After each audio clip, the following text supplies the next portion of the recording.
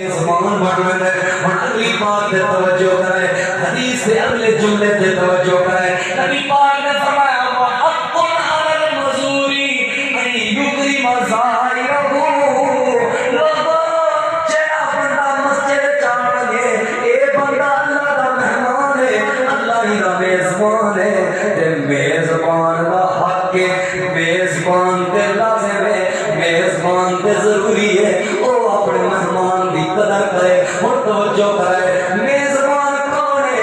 اللہ میزبان ہے۔ مہمان کون ہے؟ ایک بندہ مہمان ہے۔ پرو بھلے کو کوئی سلام گھنے یا نہ گھنے، پرو ہی غربت دی وجہ کو کوئی بندہ بھلے کو سینے نال لاوے یا نہ لاوے، پرو کوئی بندہ انہی عزت کرے یا نہ کرے، نبی پاک